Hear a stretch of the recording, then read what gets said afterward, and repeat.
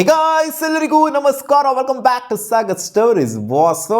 Welcome back. ನಾಳೆ ನಡೀತಾ ಇರುವಂಥ the mighty game India versus Pakistan ಸಿಕ್ಕಾಪಟ್ಟೆ ಎಕ್ಸೈಟ್ಮೆಂಟ್ನ ಮೂಡಿಸಿದೆ. ಯಾಕಂದರೆ ಪಾಕಿಸ್ತಾನದವರು ಈ ಸೀಸನ್ನು ಸಖತ್ತಾಗಿ ಆಡ್ಕೊಂಡು ಬಂದಿದ್ದಾರೆ. ಜೊತೆಗೆ ರೀಸೆಂಟ್ ಪಾಸಲ್ಲಿ ಸಿಕ್ಕಾಪಟ್ಟೆ ಮ್ಯಾಚ್ಗಳನ್ನ ಆಸ್ಟ್ರೇಲಿಯಾ ಅಗೇನ್ಸ್ಟ್ ಆಗಿರಲಿ, ಯಾರ ಅಗೇನ್ಸ್ಟ್ ಆಗಿರಲಿ ಗೆದ್ಕೊಂಡೇನೋ ಬಂದಿದ್ದಾರೆ.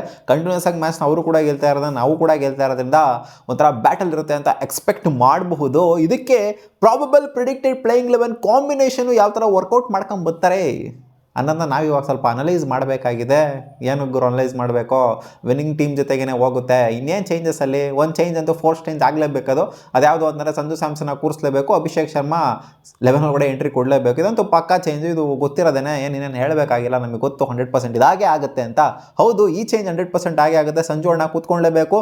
ಲಾಸ್ಟ್ ಮ್ಯಾಚು ಸಖತ್ತಾಗಿ ಪರ್ಫಾರ್ಮ್ ಮಾಡಿತ್ತು ಅಂತಂದರೆ ಒಂದು ಚಾನ್ಸ್ ಇರೋದು ಇಶಾನ್ ಕಿಶಾನ್ಗಿಂತ ಬೆಟ್ರಾಗಿ ಪರ್ಫಾರ್ಮ್ ಮಾಡಿತ್ತು ಅಂದರೆ. ಬಟ್ ಇಶಾನ್ ಕಿಶಾನ್ ಅಣ್ಣ ಆಡಿದ ರೀತಿ ನೋಡ್ತು ಅಂದರೆ ಲಾಸ್ಟ್ ಮ್ಯಾಚು ಅವ್ರನ್ನ ಈ ವರ್ಲ್ಡ್ ಕಪ್ಪಲ್ಲೇ ಕೂರಿಸೋವಂಥ ಮಾತಿಲ್ಲ. ಆ ಥರ ಪರ್ಫಾರ್ಮೆನ್ಸ್ನ ಕನ್ಸಿಸ್ಟೆಂಟಾಗಿ ಕೊಡ್ತಾ ಇರೋಂಥದ್ದು.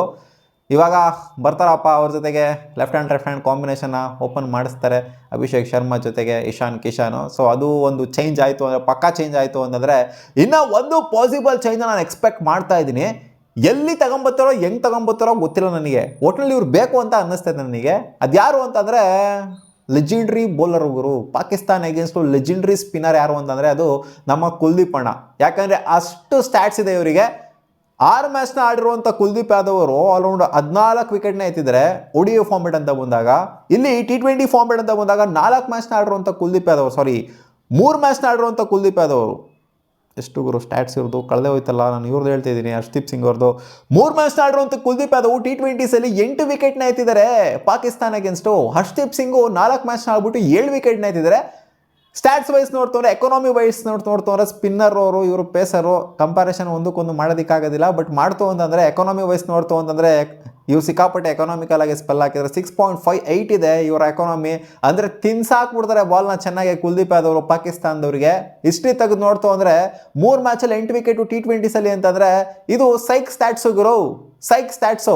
ಇಲ್ಲಿ ವರುಣ್ ಚಕ್ರವರ್ತಿನ ಕೂರಿಸ್ತೀರಾ ಅಂತ ಕೇಳ್ತು ಅಂದರೆ ವರುಣ್ ಚಕ್ರವರ್ತಿ ಕೂರಿಸಂಗಿಲ್ಲ. ವರುಣ್ ಚಕ್ರವರ್ತಿ ಆಡಲೇಬೇಕು. ಯಾಕಂದರೆ ಪ್ರೇಮದಾಸ ಸ್ಟೇಡಿಯಮಲ್ಲಿ ಆಗ್ತಾ ಇರೋಂಥ ಮ್ಯಾಚು ಸಿಕ್ಕಾಪಟ್ಟೆ ಸ್ಪಿನ್ ಫ್ರೆಂಡ್ಲಿ ಇರೋವಂಥ ಸರ್ಫೇಸು. ಆದ್ದರಿಂದ ಇಲ್ಲಿ ಸ್ಪಿನ್ನರ್ಸ್ಗಳು ಜಾಸ್ತಿ ಆಡ್ತು ಅಂದರೆ ಎಫೆಕ್ಟಿವ್ ಆಗಿ ಇರಬಹುದು ಅಂತ ಅಂದ್ಕೊಂಡಿದ್ದೀನಿ.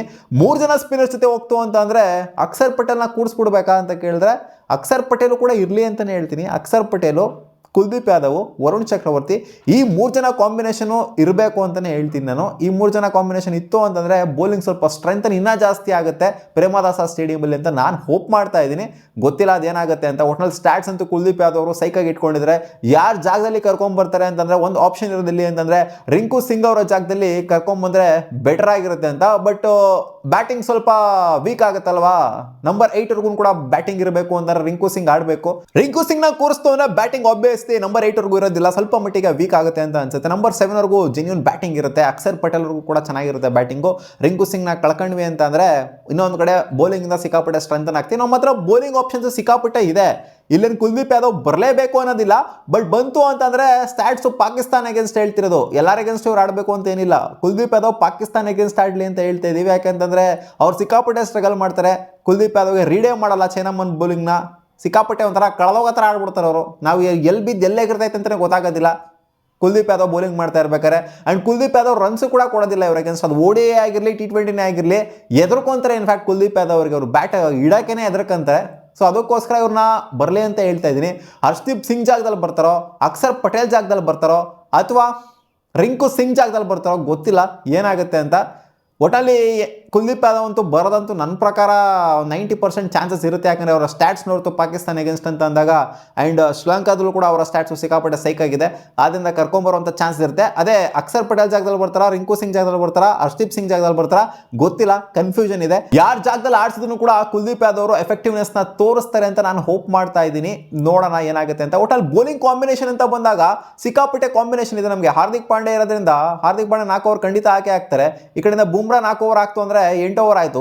ಶಿವಮ್ ದುಬೆ ಬೇಕಂದ್ರೂ ಕೂಡ ಅವರು ಕೂಡ 4 ಓವರ್ ಹಾಕುವಂಥ ಕೆಪಬಿಲಿಟಿ ಇದೆ. ಸೊ 12 ಓವರ್ ಅಲ್ಲೇ ಆಯಿತು ಪೇಸ್ ಅಂತ ಬಂದಾಗ. ಇಲ್ಲೇನು ಹರ್ಷದೀಪ್ ಸಿಂಗ್ನ ಕೂರಿಸ್ಬಿಟ್ರೆ ನಮಗೆ ದೊಡ್ಡ ಲಾಸ್ ಆಗೋಗ್ಬಿಡುತ್ತೆ ಅಂತ ಏನಿಲ್ಲ.